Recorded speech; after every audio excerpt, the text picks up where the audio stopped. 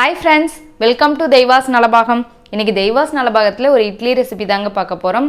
ராகியை வச்சு எப்படி ஒரு நல்ல சாஃப்ட்டான இட்லி செய்யறதுன்னு பார்க்கலாங்க. வாங்க வீடியோக்குள்ள போலாம்.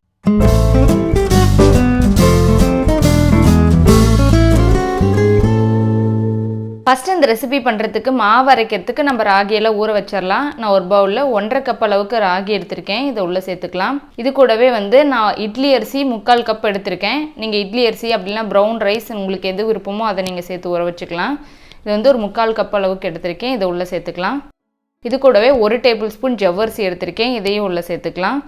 ஜவ்வரிசி சேர்த்திங்கன்னா இட்லி நல்லா இன்னும் சாஃப்டாக இருக்கும். இதையும் உள்ளே சேர்த்துக்கலாம். இது கூடவே ஒரு 1/4 டீஸ்பூன் வெந்தயம் எடுத்துக்கோங்க. அதையும் சேர்த்துக்கோங்க. சேர்த்துட்டு இப்போ தண்ணி ஊற்றி நல்லா ஒரு 4-5 டைம் இது நல்லா கழுவிட்டு அதுக்கப்புறம் இதை ஊற வச்சுக்கலாம். ஏன்னா ராகியில் நிறைய தூசெல்லாம் இருக்கும். அதனால் கொஞ்சம் அதிகமாகவே நிறைய டைம் தண்ணி ஊற்றி நல்லா க்ளீன் ஆகிற வரைக்கும் நல்லா தண்ணி ஊற்றி க்ளீன் பண்ணிக்கோங்க. இப்போ நல்லா தண்ணி தெளிவாக இருக்குது. இந்த அளவுக்கு நல்லா தண்ணி ஊற்றிட்டு நல்லா ஊற வச்சுருங்க. ஒரு 2-3 மணி நேரம் இது ஊறிச்சுன்னா சரியாக இருக்கும். இப்போ உளுந்து ஊற வச்சுக்கலாம். இன்னொரு பாத்திரத்தில் நான் 1/2 கப் அளவுக்கு உளுந்து எடுத்திருக்கேன். இதையும் தண்ணி சேர்த்துட்டு நல்லா ஒரு 2 டைம் வாஷ் பண்ணிவிட்டு இதையும் நம்ம ஊற வச்சுக்கலாம். அரிசி உளுந்து எல்லாம் நல்லா ஊறி வரணும்.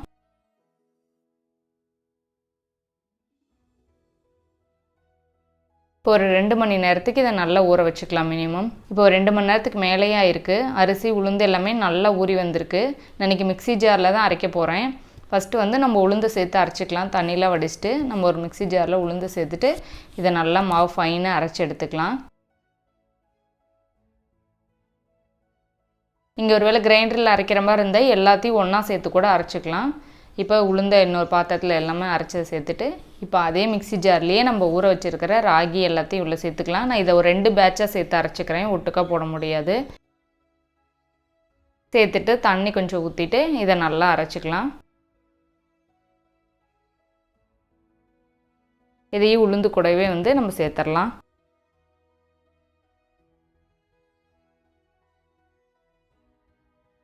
எல்லா அரிசி ராகி எல்லாத்தையுமே அரைச்சாச்சு. இப்போ இதுக்கு தேவையான அளவுக்கு உப்பு சேர்த்து கரைச்சிக்கலாம். அரைக்கும் போதே தண்ணி நல்லா கரெக்டான கன்சிஸ்டன்சியில் அரைச்சிக்கிட்டிங்கன்னா எக்ஸ்ட்ரா நம்ம தண்ணி ஊற்றி திருப்பி மாவு அரைச்சதுக்கப்புறம் தண்ணி ஊற்றி நீங்கள் கரைச்சிங்கன்னா அது அந்தளவுக்கு இட்லி ப்ளஃபியாக வராது. அதனால் அரைக்கும் போதே கரெக்டான கன்சிஸ்டன்சியில் அரைச்சிக்கோங்க.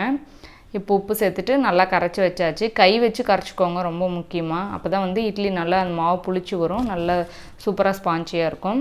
இப்போ நல்லா ஒரு ஓவர் நைட் நான் அப்படியே விட்டுட்டேன். இப்போ நீங்கள் நைட் ஊற்றுறீங்க அப்படின்னா காலையில் அரைச்சி வச்சா சரியாக இருக்கும். இல்லை காலையில் ஊற்றுறதுக்கு நைட்டே நீங்கள் அரைச்சி வச்சிங்கன்னா சரியாக இருக்கும். பாருங்கள் நல்லா மாவு பொங்கி வந்திருக்கு. இப்போ இதில் எக்ஸ்ட்ரா நம்ம தண்ணியில் எதுவும் ஊற்ற தேவையில்லை. அப்படியே கரெக்டாக இருக்கும். இப்போ எப்பவும் போலவே நம்ம இட்லி ஊற்றுற மாதிரி நான் இட்லி பிளேட்டில் ஆயில் தடவி வச்சுருக்கேன். நீங்கள் துணி போட்டு ஊற்றுற மாதிரி இருந்தால் உங்களோட இட்லி பாத்திரத்துக்கு தகுந்த மாதிரி நீங்கள் எப்படி ஊற்றுவீங்களோ அதே மாதிரியே நீங்கள் ஊற்றிக்கலாம். அப்புறம் இட்லி ஊற்றும்போது தண்ணி நல்ல பாத்திரத்தில் கொதிச்சதுக்கப்புறம் இட்லி பிளேட் எடுத்து உள்ளே வைங்க. அப்போ தான் நல்லா இட்லி பொங்கி வரும். அப்படி இல்லை தண்ணி கொதிக்காததுக்கு முன்னாடியே வச்சிங்கன்னா இட்லியெல்லாம் அந்தளவுக்கு நல்லா மேலே ப்ளஃபியாக வராது, சாஃப்டாக இருக்காது. இப்போ மூடி போட்டுட்டு நம்ம நல்லா வேக வச்சிடலாம். ஒரு 15 மினிட்ஸ் ஆயிடுச்சு. இட்லியெல்லாம் நல்லா சாஃப்டாக வெந்து வந்திருக்கு. இப்போ நம்ம வெளியே எடுத்துடலாம். அவ்வளோதாங்க, நம்ம சூப்பரான ராகி இட்லி ரொம்ப குயிக்காக ரெடி ஆயிடுச்சு. மாவு மட்டும் கரெக்டான கன்சிஸ்டன்சியில் நம்ம அரைச்சி வச்சிட்டோம்னா இட்லி ரொம்பவே சூப்பராக இருக்கும். இங்கே பாருங்கள் ரொம்ப சாஃப்டாக இருக்குது. நீங்களும் இந்த ரெசிபியை வீட்டில் ட்ரை பண்ணி பாருங்கள். உங்களுக்கு பிடிச்சிருந்துச்சின்னா லைக் பண்ணுங்கள், ஷேர் பண்ணுங்கள். நம்ம தெய்வாஸ் நலபாகம் சேனலுக்கு சப்ஸ்கிரைப் பண்ணுங்கள்.